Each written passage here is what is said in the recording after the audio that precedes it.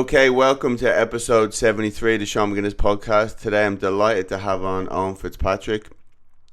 Now, Owen, what do you do on a daily basis? What exactly do you do? Lots of stuff, Sean. So I'm a psychologist is how I sort of am known. So I spend my time working with a lot of different organizations, delivering training, speeches on everything from influencing people more effectively to storytelling, through motivation, through leadership. I spent years, as a therapist working one-to-one with people. I've written 8 books. I'm writing something, generally speaking, all the time. I've got my own podcast as well, Changing Minds. A bunch of other stuff as well. So a lot of it is just helping people to basically be better at influencing themselves and influencing other people. And a large part of the work I do is sort of informed by psychology, neuroscience, behavioral economics, those kind of different areas, which all sort of help me understand certain useful ideas that I try to share with others. And what got you into psychology in the first place? Was it always you just had an interest in it, or I know you went for your own journey anyway? Yeah, it was basically when I was a teenager. I was depressed and suicidal. I was very young. I was 12, 13 years old, and I was always, from a very early age, I was a very deep thinker, and I was struggling with my own mental health a lot.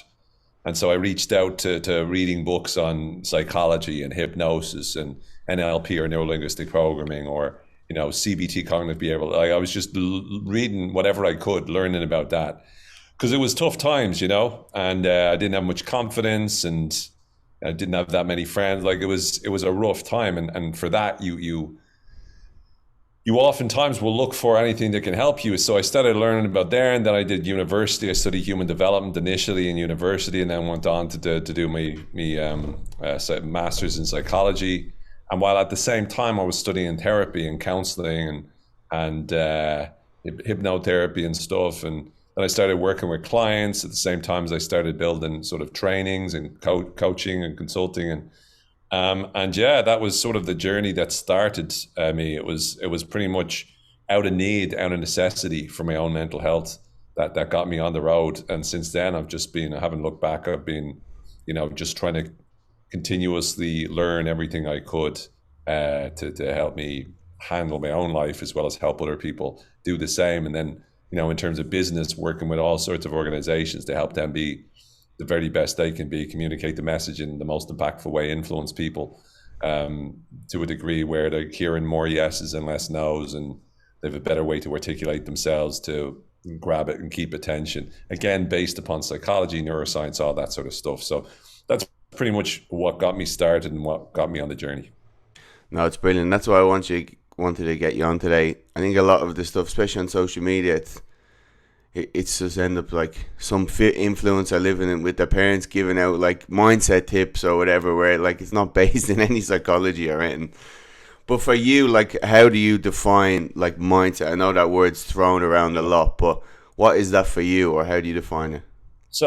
So to me, mindset is a set of beliefs that you have about a certain thing, right? So you have different types of mindset. I know Carol Dweck's work, has sort of made the concept of mindset sort of very popular, and it's brilliant work. And for her, she has the fixed versus growth mindset. Fixed being your beliefs. Really, mindset is your beliefs about your abilities. So it's your beliefs about whether or not your abilities are fixed, as in, I'm good at this, I'm bad at this, I'll always be good, I'll always be bad. Versus growth, I can learn, I can improve, I can get better, I can develop. And the growth mindset, the argument is, allows you to be much more likely to succeed, to be wealthier, to be happier, to be healthier, to have all of these different things. And so Dweck's definition of mindset is, I'd say the prominent one out there in the field. I kind of also sort of look at, there's a mindset you can have about everything. You can have a mindset, a mindset about change, a mindset about yourself, a mindset about challenge, a mindset about fitness, a mindset about health. So you can have a multitude of different types of mindsets. The key is to ask yourself, what are the set of beliefs that allow me to be able to succeed in this area? And so oftentimes I'll say there's a few mindsets, let's say, of success that I would recommend. One being the growth mindset. right? Another one being the control, what I call the control mindset, which is focusing on what you can control or influence as opposed to what you can't. The solution oriented mindset, focusing on the solution as opposed to the problem and why you have the problem that, in the first place. The what we call the judo mindset, which is how can you turn a weakness into a strength, right? By being able to look for the opportunities inside of that, how you can use the momentum to be able to pull a person forward. The action mindset, how can you make sure you're taking action? So to me, mindset is like a term that I'll often use to describe the set of beliefs you have about a specific topic or area. And in particular, to me, again, when I say mindset, I'm really focusing on the mindset that works. Because you can also have a shitty mindset, but whenever I define it, I don't define it like that. I define it as one of the most useful beliefs you can have in that area about that topic that helps you succeed with it. Yeah, I think that's perfectly defined, because that's the book that it's definitely crossed into the self-help realm, and you see everyone walking around with the t-shirts like growth mindset, like. But I just thought that was just a bit too reductionist. You're just like, can't really separate in just two things. There's way more stuff going on, like, in your mind, rather than you just have a growth mindset. Like, it feeds down the chain a bit. 100%. And that's the thing. To me, I totally respect, when there's good psychological science out there, and great theories. I completely respect them, but at the same time, I'm always looking for my own definition of these things.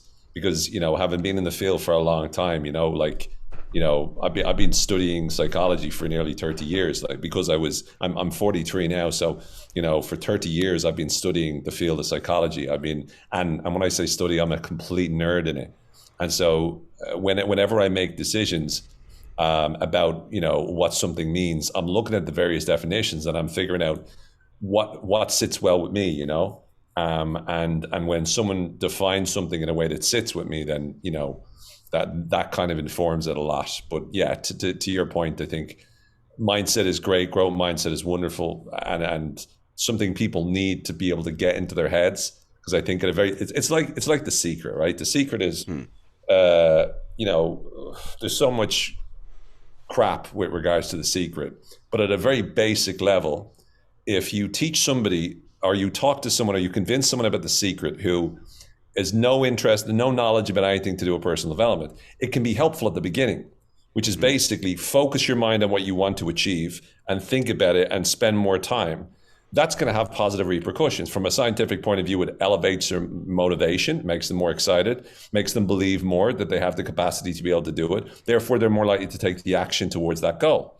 Then obviously we all know the downsides with it, which is, you sit at home, on the couch on your arse doing nothing and going, oh, I'm just practicing The Secret, or, the lazy sort of way about it. But at a very basic level, it gets you to take a positive step towards being more successful, in that idea. The growth mindset is similar, obviously much more psychologically, researched and more respected and stuff.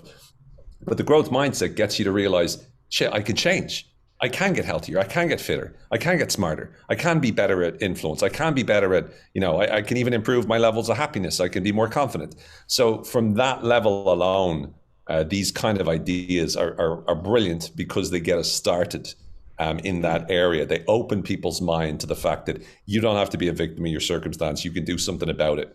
For that reason alone, when people, do define mindset as the growth mindset, whatever, I'm like, yeah, okay, grand. For me, it's just what's useful. And I'm interested in, what helps people to be able to move forward. And so depending on your level or what degree of expertise you're at in any given topic, I suppose your understanding or definitions of things like mindset or attitude or whatever will adjust accordingly, I reckon. Yeah, but one thing I like about what you do is when we talk about topics or like self-limited beliefs, you're giving people the tools to be able to implement it, versus it's like weight loss. Everyone's like, you need to be in a calorie deficit, but no one's like talking about, okay, how do you do that? So it's the same thing in psychology. You kind of look at, okay, you need to do this, but no one's giving you the gap in between how to do that. So if we kind of look at self-limited beliefs, what are common ones you may come across stopping people from like succeeding in whatever avenue they are, and then what are some of the tools you may give people, some more general ones, to implement? Sure. So I mean, look, obviously it's like how long is a piece of string? There's a million different things that you hear, as you well know from the work you do, Sean. I'd say first and foremost, there's I'm not good enough is a huge one, right? So I'm not enough, I'm not good enough. There's the what some people call, which I'm not a big fan of the concept, but it is what it is, the imposter syndrome. I'll be found out because I don't have what it takes, all that sort of malarkey there. So you have, I'm not good enough, I'm not going to be able to do this. It's I used to think of it as just like a set of limiting beliefs, right? So years ago, when I was looking at this field, I was looking for the beliefs that people have. So I was saying this is what we call a limiting belief. And so then once you identify the limiting belief, you go to challenge them. So what you do is you ask certain questions. So for example, I'm not good enough. You might go, well, how do you know you're not good enough? Or good enough compared to who? Or what do you mean by good enough, right? So you'd ask those questions, and then, the response would be, well, good enough compared to this person. And you go, is that a fair comparison? You go, well, no. Or, how do you know you're not good enough? Because I didn't get this result. So the fact that you didn't get this result this one time means you're not good enough. Well, no, it doesn't. So that's one way to do it. But over time, what I've kind of been working on a lot recently is the fact that it's not just individual beliefs that are the problem. It's that we go into certain modes or states where all of a sudden these kind of beliefs become the dominant narrative in our head. So what happens is we're triggered into a particular state. And that emotional state then brings with it a story we tell ourselves about who we are. So you're minding your own business, let's say, for example, in your relationship, and everything is grand and everything's fine. And then all of a sudden you have a fight with your significant other. And then your brain starts going, and you're in a different state as a result of it, not feeling very good, maybe you're feeling anxious. Before you know it, you're now questioning the relationship, something that wasn't questionable, 24 hours ago, but now you're questioning it. Now you're asking yourself these questions. Now you're saying these things. And so sometimes the insidious nature of these beliefs is it's not just, it doesn't fucking come up here like spotlight, here's a limiting belief, now you got to challenge it. It's not the way the brain works. It has these questions it asks you, right? Similar to way, if you look at a lot of news broadcasts, especially in the States, they're very sort of propagandistic, right? And what they'll do is they'll sneakily do it this way. They'll just pose questions, right? So if let's just say if it's an anti-vaccine, point around, I'm not going to get into vaccines or whatever, but let's say it's an anti-vaccine point. What they'll do is go, well, how do we know that the long-term effects are not? Like, it's questions that you can never possibly answer, but they're said with this tone, and they're asked with, in this such a way that, you don't need any evidence in order to attack. You just need to pose a question, which presupposes a lot of other stuff. And so when you're looking at that, your brain does the same kind of things. It has all of these sophisticated ways to mess you up. And when you're in the wrong kind of state, your brain starts to play into this story, this narrative. And so to me, what I'm listening for rather than limiting beliefs is, what are the kind of stories people tell themselves? Because generally speaking, we position ourselves as either victims or villains in most cases. Victims is, the reason I'm messed up is because the world is doing this to me. The world is screwing with me. Whereas the villain mindset is, I'm screwing myself and I'm no good and I'm this and I'm that. And so once you start to extrapolate from that, you start to go, okay, so what's going on for this person in this particular state? And there's two things. Number one, what does that person do to avoid getting trapped into this, let's say, way of thinking, this state which has this narrative? Number two, once they're in there, what are the things they can do to be able to challenge that narrative and change? And that's a lot of the stuff that, especially over the last couple of years, that I spent a lot of time working with, because so often I did a TEDx talk a few years ago, and in it, one of the lines I said, which I think was one of the most important ones, was, when you're depressed, you don't, it's not that you think negatively. When you're depressed, you believe negatively. And believing negatively isn't just about the individual beliefs. It's the reality is the world is screwed. My life is ruined, is the reality you have, not a thought. You don't think, oh, I'm thinking a negative thought, and that thought is that my life is, no, it's my life is ruined. And so what we need to do is recognize whatever that might be. So I know this is a ridiculously long answer to your No, no, that's good. That's Question. good. But the kinds of things people would say, the kind of narratives they would have is, I'm not good enough, which might be, I'm not good enough in relationships. Why? Because of, I never managed to succeed in relationships before. I'm not good enough in work. Why? Because look at all these people that are more successful than me. I'm not good enough in terms of what I should be doing, because look at all those people on Instagram that are doing better than me. And then in your own industry, in terms of health and fitness, Sean, I'm never going to be able to do this. Why? Because I'm just, I'm too lazy, or I'm not smart enough, or I'm just not the kind of person who goes to the gym. These are all things that we build into, things that we buy into. A large part of them is beliefs about ourselves. So we have beliefs about ourselves, we have beliefs about life, we have beliefs about the future. Those are the kind of things that tend to hold us back. And in order for us to challenge them, we've got to recognize that all of these are just our brain's attempt to try to figure out what's going on. When you start to realize all your thoughts are just your brain's attempt to try to figure out what's going on, it makes it easier for you to start to change it. But what happens is we buy into this overall belief that says our brains are thinking whatever, is going on. Our brains are perceiving the world as is. And that's just not true. We know from neuroscience that the brain just guesses most of the time. And, it gets a lot of stuff right, but it also gets a lot of stuff wrong. And based upon how you're feeling will dictate the kind of guesses your brain makes. And so I guess what I'm bringing this down to is, number one, the kind of strategies that I would have with people is helping them to change the feelings that they're feeling at that moment in time, their brain state. And that's about the way their brain is functioning at that moment. And that's everything from, looking after their body, from exercise to eating healthy to sleeping, all the stuff that you would help people to do so often. Getting out to nature, spending time with people that make you feel good, spending time with pets, playing, resting, taking breaks, all the shit that's good for you, that's good for your soul, which also happens to be good for your brain. That will help you with regards to changing your state. Number two would be then changing the narratives or the thoughts. And that would be challenging the old stories you're telling yourself, getting you to realize they're all stories. They're all fictions. And really that's all we're capable of doing, is we're capable of guessing fictions. And so the key is to try to guess the kind of fictions that help you to move forward and succeed, which means you're asking yourself, what kind of story do I need to tell myself, or belief do I need to give myself that maximizes the chance that I have to achieve what is it that I need to do? And then the third type of stuff that, the type of techniques or strategies, whatever you want to call them, would be stuff to do with what they're doing every day in terms of actions. What steps are they taking, right? And this could be steps they're taking to sort out, strategy one, which is the health and fitness and all that, or strategy two, which is the thinking and what are they doing, everything from mindfulness or meditation or NLP skills or whatever to help them to be able to do it. But it's the actions they're taking in their life, the actions they're taking to move forward. Because once again, if you're not taking any action in life, then the brain gets the evidence it needs to hold on to its all negative stories and beliefs and stuff like that. So I know I sort of went around a bit, but hopefully I've gotten to some insights there, John. No, that's brilliant. The states bit is very true.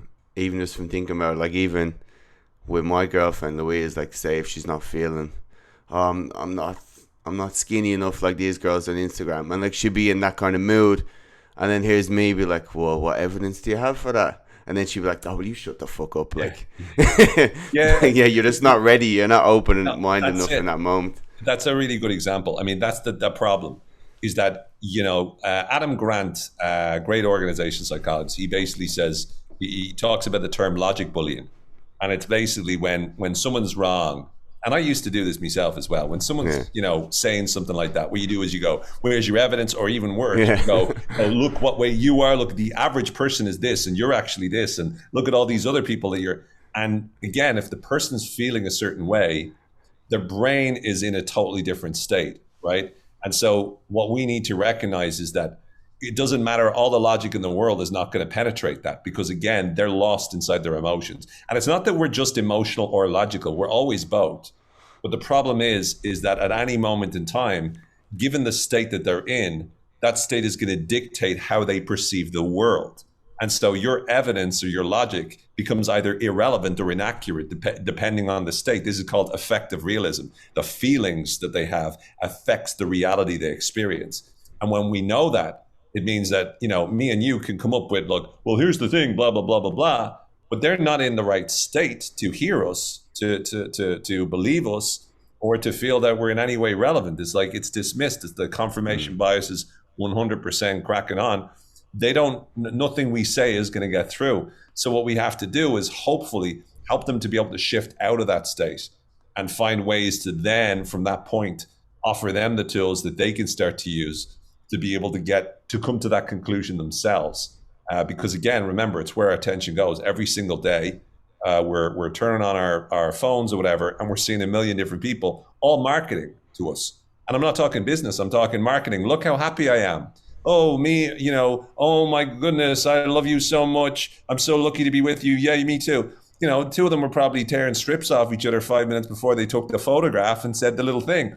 But we don't see the fight. We see the lovey-dovey. So we have this impression that every single person out there is perfect. Even the vulnerability stuff. People are deliberately being vulnerable.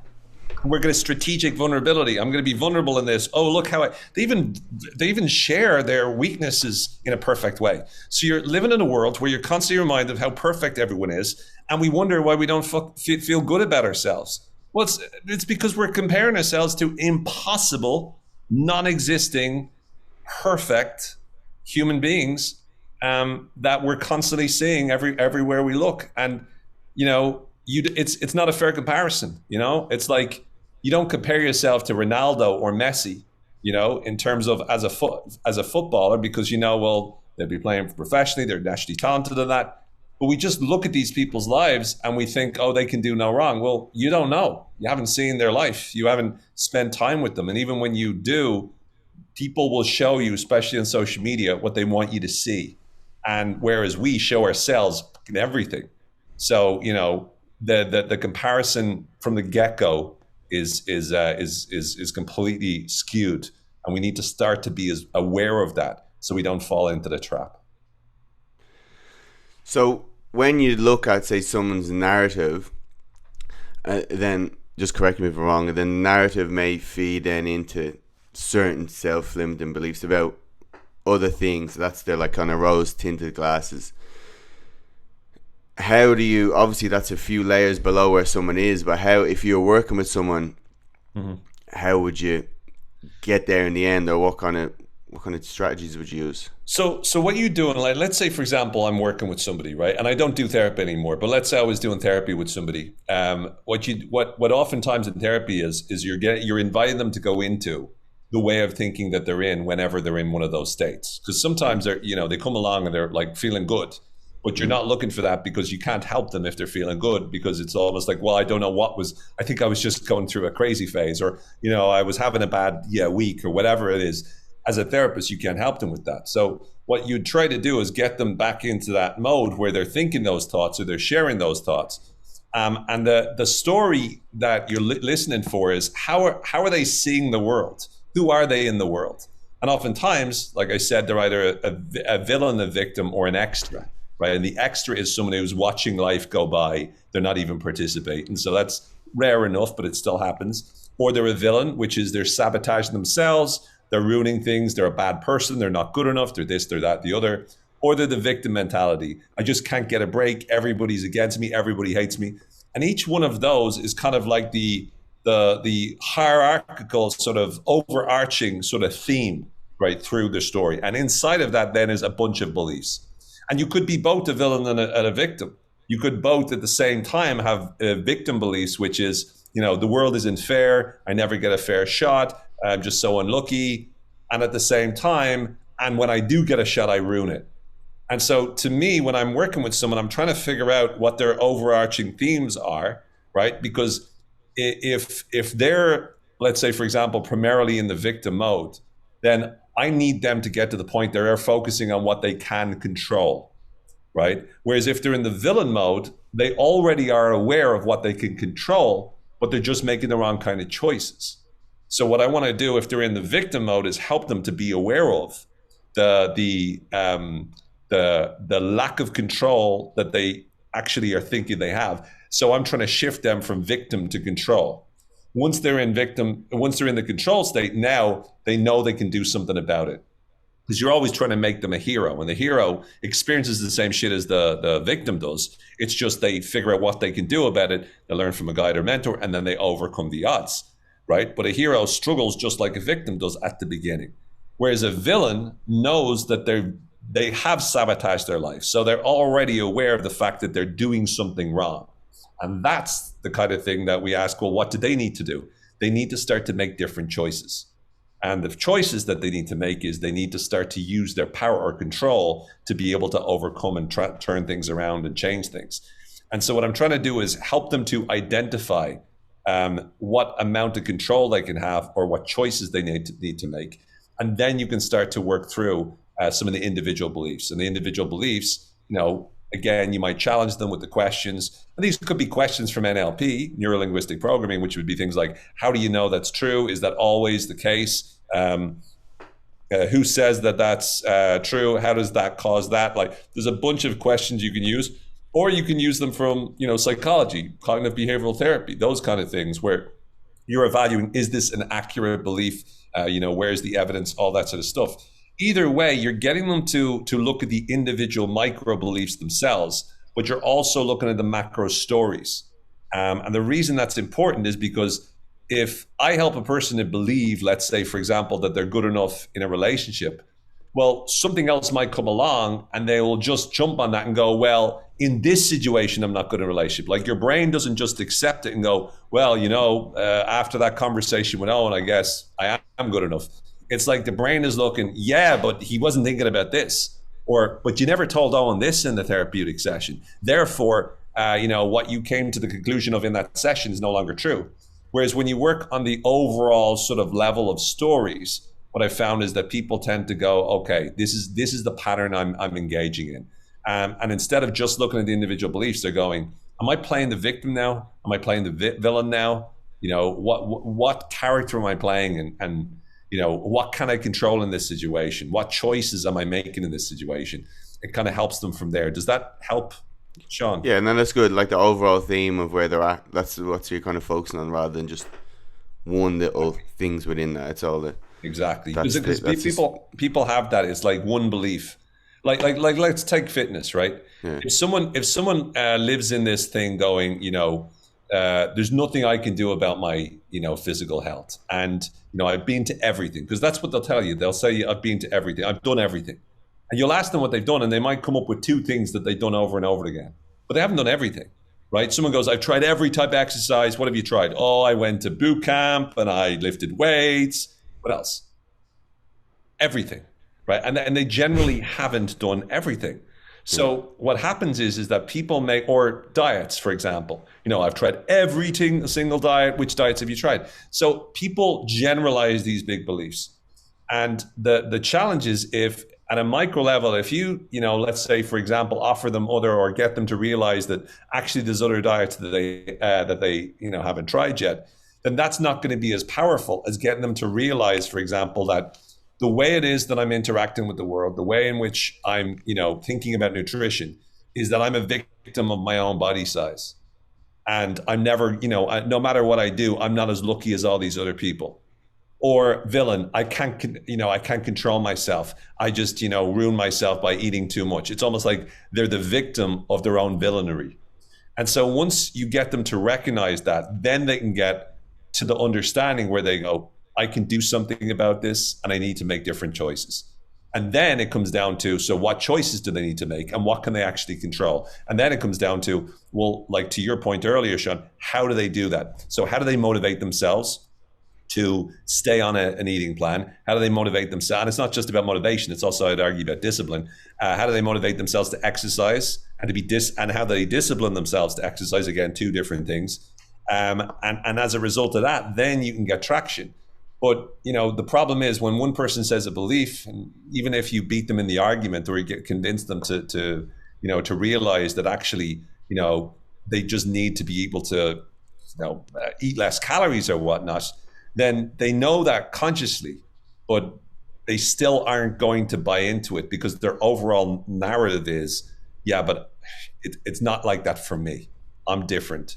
It's easy for you to say, Sean, right? You're super fit and you know all this stuff. It's easy for you to say, but I'm in this situation. There, in other words, I'm the victim of my genes. I'm the victim of my circumstances. I'm the victim of this. I'm the victim of that.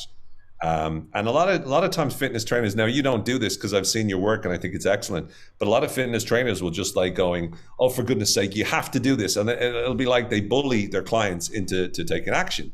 And they're not doing it out of badness, but they're doing it because it's the only way they can see themselves doing it. But the problem with that is the client, even if they respond well to it, they're only going to respond well to it while they're being bullied. And as soon as as soon as they go away for holiday, as soon as they can't afford the trainer anymore, they go back resorting to the old way of doing things. Whereas what they really need to do is see themselves as the kind of person that eats healthy, see themselves as the kind of person that works out, and have goals in line with those identities, which are just stories we tell ourselves about who we are, so that they can move forward towards that, if that makes sense. Yeah, and that's one of the cool things, even for people that may train over a few year period, where not only have they kind of lost weight, but then you see that kind of mindset shift where that's just a part of their routine, a part of the day, and they can't see themselves without training, and they have all that positive reinforcement. But as you said, it's very important when people bring these biases in to train, that if you go too quick and then you're putting that person up for failure, that's just going to further buy into that cognitive bias that I can't do it. So that's why it's real important with people like that, well, from a fitness point of view, and I'm sure from a therapy point of view, to give them a chance to success. Otherwise, like, you can ruin them from the start. Yeah, and I mean 100%, and that's backed up, as you know, that's backed up by neuroscience, right? And neuroscience, from let's say just taking the chemical dopamine, which is basically released in anticipation of reward. It's the motivation molecule, right? So it's responsible for the drive we have, largely responsible for the drive we have towards what we want. And so to motivate someone, you're talking about elevating, because dopamine is constantly being released in our brain. So it's elevating the amount of dopamine in our brain. And whenever you're more motivated, there's higher levels of dopamine. Whenever you're demotivated, there's lower levels of motivation.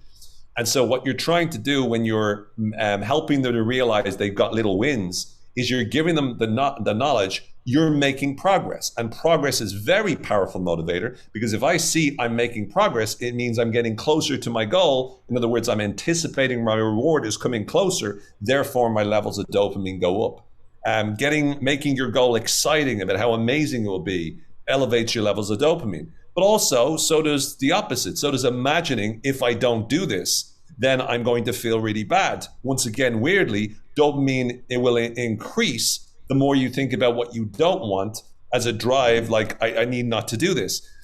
Different people will respond better to it depending on whether or not they look at what they don't want versus what they do want. Some people are motivated in different areas based on that, but it's actually affecting the brain. So something like progress, something like breaking it down into smaller steps, something like giving themselves a win per day. When I trained for the marathon years ago, I remember I made it so easy, because I didn't enjoy running. I still don't really enjoy running. I definitely don't enjoy going to the gym, but I do it regularly. And it's partly discipline that I built in, but also whenever I need the extra kick of motivation, I learned what I needed to do. I was breaking it down into smaller pieces. Notice the progress I'm making. Give myself a little reward every now and then, intermittently, to be able to reinforce it. And so I was using the psychology that I knew to be able to make it so that I was more likely to take the action that I just didn't want to take. And that worked well. And then over time, I realized that the thing I needed to do was see myself as that person, not just to have a goal to run the marathon, but I needed to see myself as the kind of person who runs regularly, the kind of person who goes to the gym regularly. And once I tied that and connected it to the story I told myself about myself, it was so much easier to do, because now I go when I'm not in the mood, when I am in the mood, when I'm kind of in the middle of it, my mood is irrelevant. I go anyway. And it's part of a discipline as opposed to motivation. And I think that's also one of the factors that, I think we need to recognize is when we're making any change, whether it be in physical health, wealth, you name it, we need to look at the motivation, which is the feeling that gets us going, but also the discipline, which is the routines we built, the systems we put in place, the habits that we have. where we're not even thinking. You don't have to motivate yourself to brush your teeth. You do it. It's not like, oh, if I brush my teeth, I'll have white teeth. If I don't, I'll have black teeth. I feel motivated. You just go in and it's there, and you do it, and that's it. And there's no question. And it starts initially with motivation, but then it becomes a discipline. And that's what we need to recognize. So much of success comes down to those disciplines, comes down to those small little steps that we take every single day. Especially something like, eating healthy. It's the decisions, it's the, multiple decisions you make on a conscious day-to-day basis that will determine your nutrition success. It's the conscious, decisions you make, not just I'm going to the gym, but when you're at the gym, are you going to be one of these people who walks around, and we all know them, and sits down and spends most of the time on their phone, and then the odd time makes big noises, and actually, you know what I mean? Like, at the end of the day, gets nothing out of it, takes a bunch of steroids and that's it. Or you're going to be the kind of the person that's mindful about the exercises, like whenever I've worked with really good personal trainers, it's a different way of doing exercise. You're lifting in a different way, and you can feel it. You do the same exercise yourself and you do it with a good personal trainer. You feel muscles that you didn't even know you had when you did it with the personal trainer because of the technique. And so the idea that I try to get across to people is it's the small disciplines that you engage in, the decisions on an everyday basis. When you can make as many of them automatic as possible, your brain likes it because it likes to conserve energy. And it doesn't like to have to motivate you to do every single thing. But it is about acknowledging that success is not about, oh, I'm going to the gym. Success is about what are you going to do when you're there? And it's about the small decisions, not just the big ones. Yeah, and it's interesting. A lot of the software, obviously, especially this Apple Watch, and a lot of the training software I use for my online clients, they gamify it nicely, so it gives them little dopamine hits along the way. Or you've hit your steps, and then it gives you flashes all these lights and give you little dopamine spurts when you need it. But like you said, with changing someone's kind of identity or them realizing that as you go, that's the dilemma I always have in today's world from a fitness point of view, where it's all about 8-week transformations in 10 weeks, and you're like, yeah, I could get you to lose fat in that time, but like from a habitual point of view and an identity point of view, the people I've seen, it's taken like 3-4 years. It's taken a long time. So that's the hard bit. Well, the thing is, obviously you got to market, you got to market the change. And, at the end of the day, people need to have those quick 8-week things because they need to see it as possible. Right. Yeah. And you can give people a certain amount of success in the 8 weeks, which gives them that sort of boost. But I think it's then about once people are making progress towards them, then that's the optimal time to educate, to sort of see it as, look, well, why do you want to be fit and healthy? And generally speaking, even though people have these short-term goals that they reach for, it's for long-term reasons. And so the long-term reasons is because I want to be fit, because I want to be healthy, because I want to be able to, look good. I want to, it's not just I want the summer beach body, right? Even though that's initially why they might do the 8-week thing. But, you ask them the question, do you want to turn fat again for Christmas? They'll go, no, I don't want to turn fat again for Christmas. But a lot of times I think the problem with fitness is people make it like it's a very simple stark choice between, do you want to enjoy yourself or do you want to have do you want to be fit and healthy? And I think that's the problem at the moment, is that because you're living in a world with, addictive chemicals, produced food, which, look, I don't have the healthiest diet in the world. I don't have an unhealthy diet, let's say, but I certainly don't describe to eating perfectly or whatever. But there is this sort of assumption made that I have to sacrifice in order for me to be healthy and fit. And although, some people could make that argument quite strong, I think the problem is, as long as we think it's a big sacrifice, it's then something that we need an immediate, in the next 8 weeks, I need to see, progress of that. And I think we need to change the narrative, the way we talk about that, so that we look at and going, okay, so ultimately speaking, what do you want? And then we make it more about the identity of who they want to be. And we make it that grandiose. And then we go, okay, so what kind of food would a person who wants to be what kind of food would that person eat and still enjoy their life?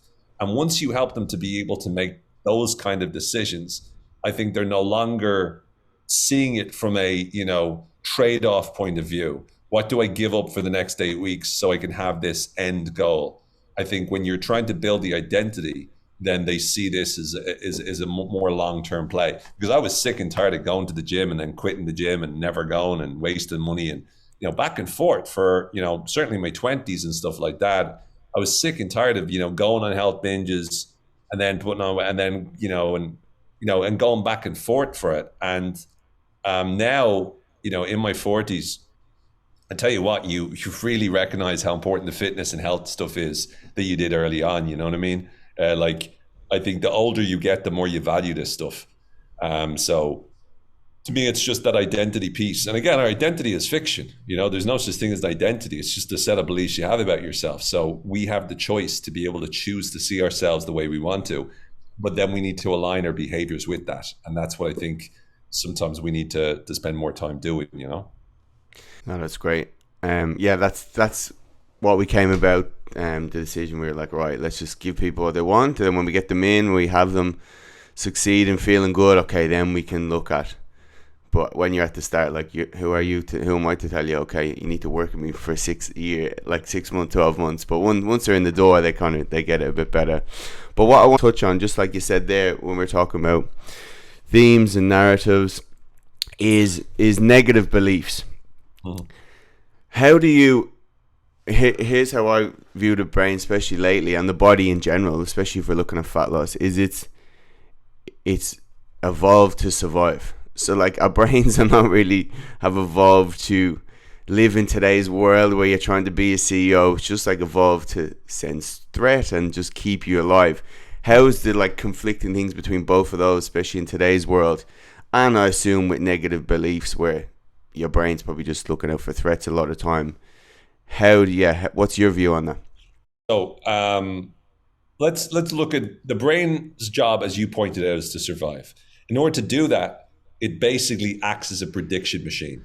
So your brain basically figures out what's going on in my body right now and what's going out through the 5 senses. But it's in a black box is the best way I've heard it described.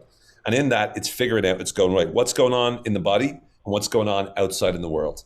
And it takes that information and then blends it with the reassemble memories that we have. So again, we have certain patterns which remind us of what our experience. So we put together our experience in the form of memories that we reassemble with our experience in terms of the senses, with the experience of what's going on in our body. And those 3 experiences combine, and then we make decisions based upon what's going on.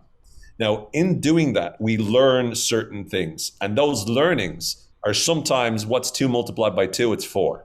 And sometimes what's that? It's a table. And sometimes I'm no good at relationships, or I'm no good at fitness, or I'm no good at this subject or that topic, or I'm ugly. Right? So the problem is we learn this, and our brain tries to be as efficient as possible. 20% of our calories are consumed with our brain. It represents, I don't know, I think someone said 2% of our body mass or something along the lines, something ridiculously small. But it takes a lot of calories, so it tries to be as quick as possible, tries to be as simple, try to create as many shortcuts as possible. And so those shortcuts a lot of times will turn into certain beliefs. And some of those beliefs are useful for us, and some of those beliefs are empowering for us and helpful for us, and some aren't.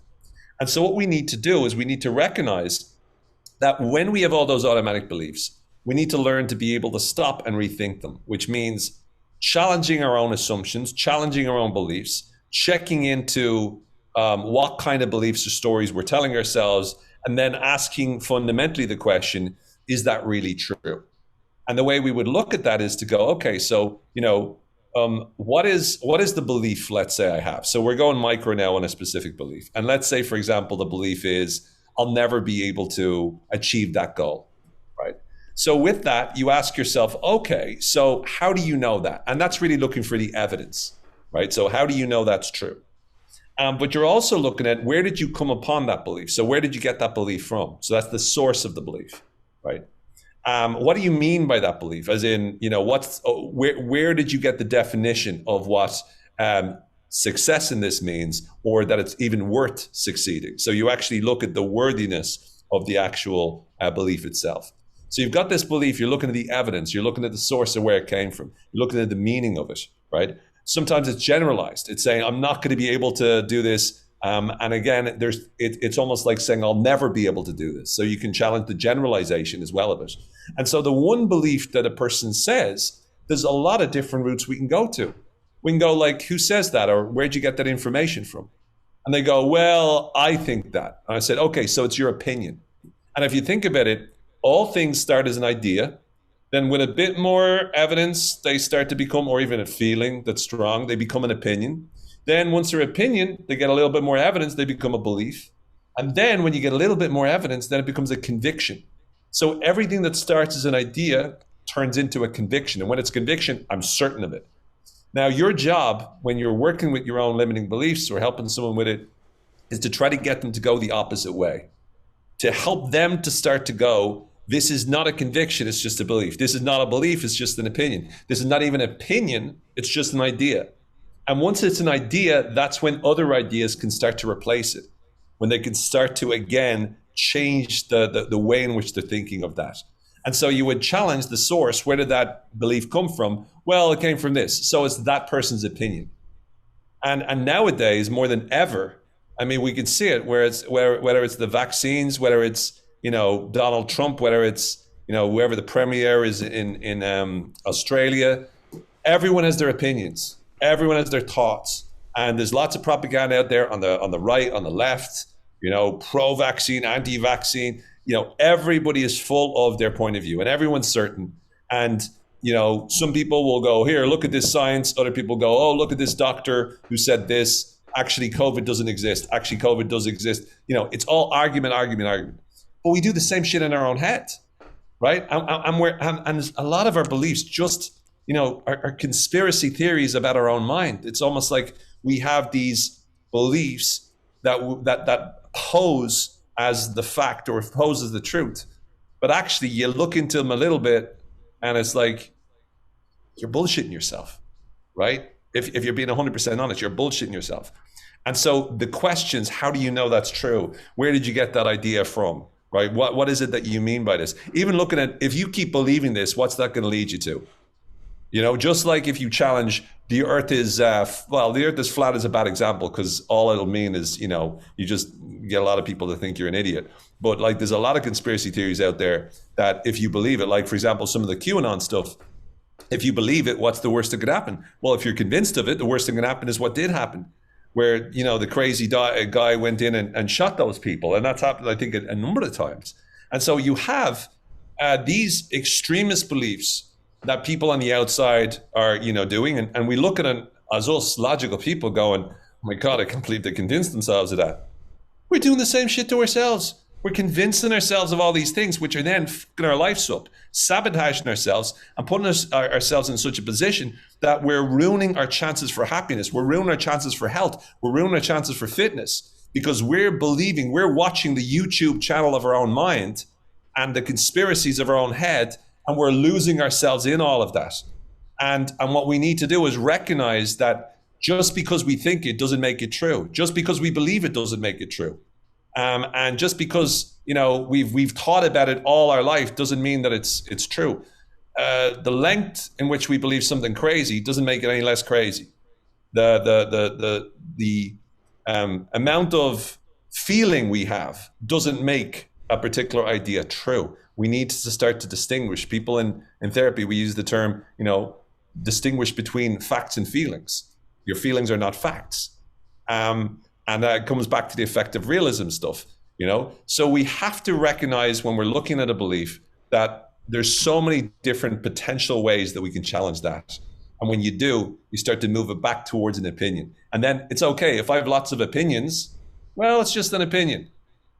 If we can get it to an idea, now we can go, can I choose another idea? And the kind of ideas I want people that, let's say, as Ted would say, the ideas worth spreading is the growth mindset. You can improve, you can grow, you can develop. Control mindset. You can focus on what you can control. Solution-oriented mindset. When you focus on what you want, you're more likely to achieve it, right? The motivation way of thinking. right? Motivation is a process that you engage in that allows you to be able to do this. And it's a skill set that you can get better at. It's not just a thing that happens to you. I am motivated, I'm not motivated. I have motivation, I don't. It's the way we think about those things that will allow us, those kind of ideas that we can choose for ourselves, that we can learn how our brain functions, learn how our mind works. And the more you learn about that, the more you'll be able to tackle the challenges, the dark days, the difficult times, the difficult situations. And that way you'll be able to do something wonderful with your life. The work that you do, Sean, in terms of helping people, the reason that you're able to do it isn't just because you've learned a massive amount about the area and you're very knowledgeable in it. It's also because you understand that you need to communicate with people in a certain way. You need to reach them and get them to start to buy into ideas that might be alien to the way they're thinking. And it's your success with being able to convince them of that plays a large part in determining their success with you, not all the specific techniques you give them. It's not the magic fairy dust of, look, do this exercise. It's the fact that you're able to get into their head and get them to come with you, and that you build trust with them so that they go, I can trust Sean in this. And once you got that, you then have the ability to impact them. And we've got to do that for ourselves as well. Yeah, and like you said, they obviously need to be in the right state to be able to be receptive to those questions.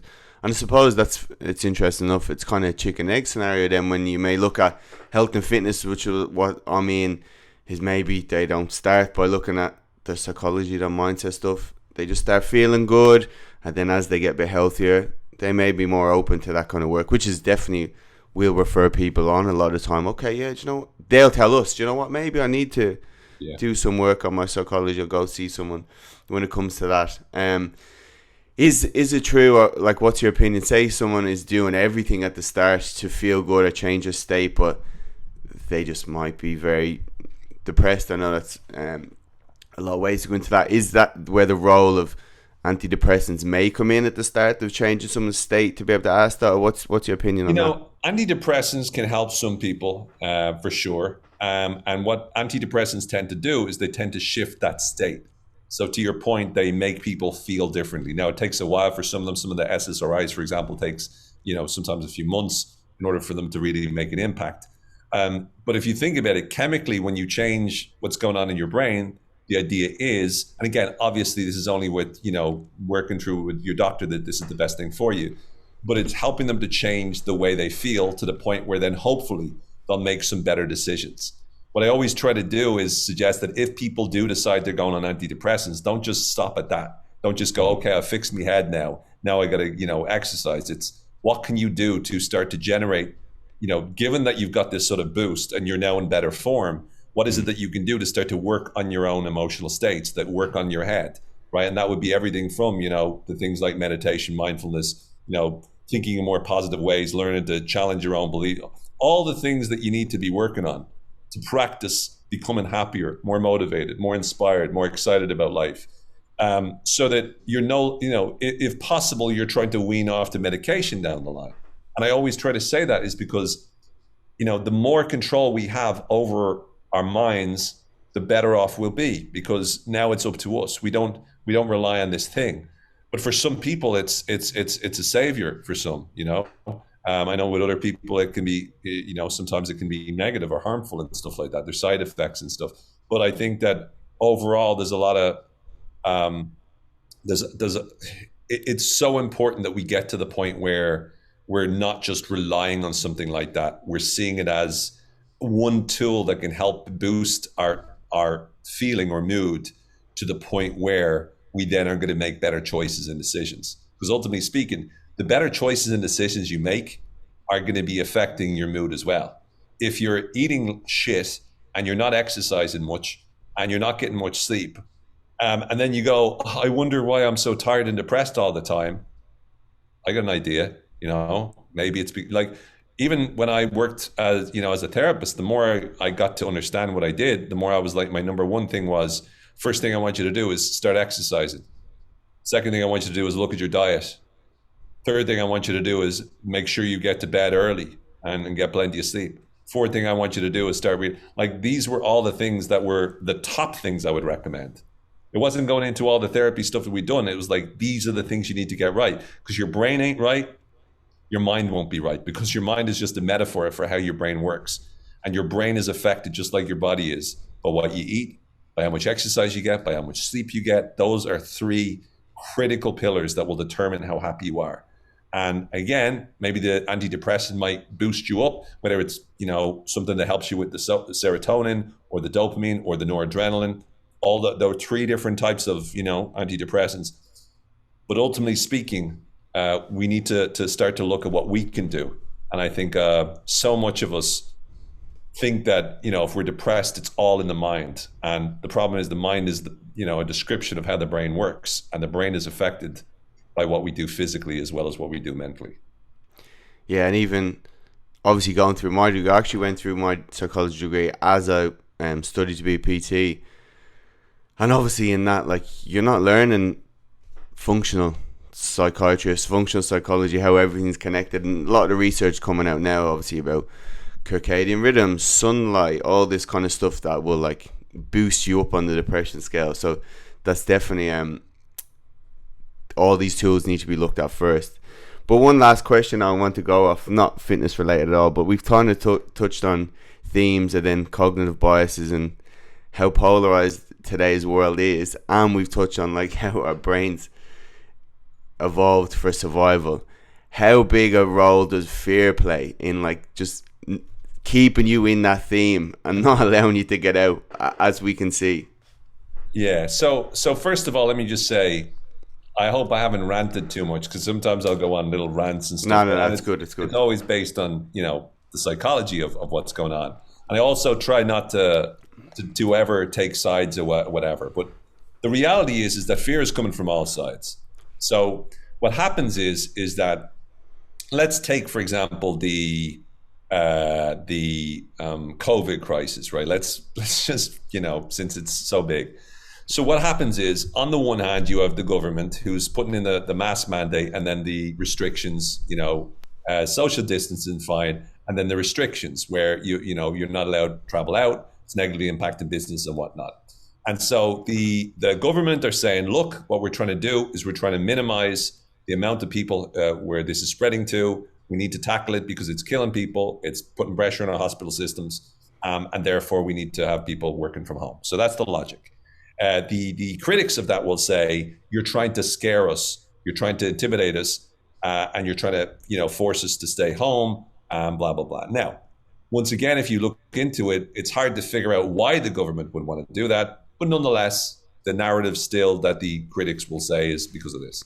On the flip side, people who believe that, let's say, a more extremist point would be COVID is overhyped. It's nothing worse than the common cold. Statistics I've read from somebody says that, these people will die. Therefore, the government are who we need to be afraid of, because they're trying to trap us. They're taking away our freedoms. So both sides are using fear. COVID will kill you. Your freedoms are being taken away. Yeah. And depending on whether or not you appeal to the value of, health or saving people's lives, or you appeal to the value of freedom, right? That's where you're going to lean into. But both sides are using it. Why? Because fear works. How do we know fear works? Because when we evolved, the brain evolved to be able to keep us alive, to your point, Sean. Therefore, fear is the ultimate thing that gets our attention. And so even Brexit, when Brexit was an issue, it was like, if we stay part of Europe, we'll lose this, and this.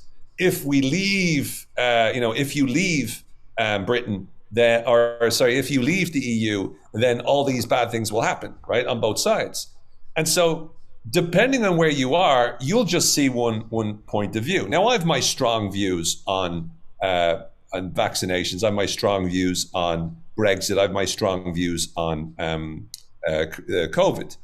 But regardless of what I believe, my friends believe the exact opposite. And once again, we're all informed by what we fear. And so fear is something that's pervasive. It's something more noticeable because the media now has 24 hours news cycle, which started in the 1990s, along with social media, where now we think, well, it's not the media. Well, social media is even worse, to the point of view that it's constantly people discussing it makes this more real. Their echo chambers means, just like if you just watch one type of news, well, if you're scrolling on Facebook, you're going to see more and more of the same sort of shit. And so before you know it, you're convinced of your own reality of the way this is. And you're held together in that reality because you think, if I don't believe this, if I don't have certainty with this, then I'm in danger. And the problem is this, Sean, we have been polarized, not because we've been presented with two different ideas and then we get to choose one. It's because once you decide to choose one, you're terrified not to go 100% into it. So you have to lock yourself off in this one idea, which means the other idea is the opposite, which means there's only two ways to look at it. And if you're in the middle, danger for you. Not even that. But if someone else is in the middle and you're on one side, then you're going to try to either bring them into yours going, are you with us or against us? And again, no matter what, you're in that way. So the conclusion I would have is that what this world needs more than ever is nuance. And that's just one nuance. If we started to have more nuance in our life, where we started to go, okay, hang on a second. Trump was this way, but these are the things that I liked about the policy. COVID-19 is dangerous and scary and kills people, but at the same time, the restrictions are this, right? Like if we just start to look at things and we try to figure out that it's not 100% we're right and the people that don't agree with us are fucking idiots, this nuance, I think, will help us be so much better. And the last thing I'll say is there's still a lot of people in the world that do have the nuance. The problem is no one hears from them. You know why? Because it doesn't grab attention. What grabs attention is, this is the worst thing in the world. These people are Satans. We're the heroes. This is the way the world works. That's what gets our attention. And so what we need to do is we need to take control over where our attention goes. Are we going to keep buying into, being blinded to the fact that we're convinced that those crazy people there with the conspiracy theories are lunatics, not realizing the very fact that we position ourselves like this means we think we're the ones that are right. We're so sure and so certain. We're blinded to the fact that we have just as extremist beliefs in our own way. And when you start realizing that nuance is the key, you start to realize that there is some sort of gray area we can go to. It's not a black and white world. And then you can start to make better decisions based on your values, as opposed to because fucking my side said this, therefore I should toe the line.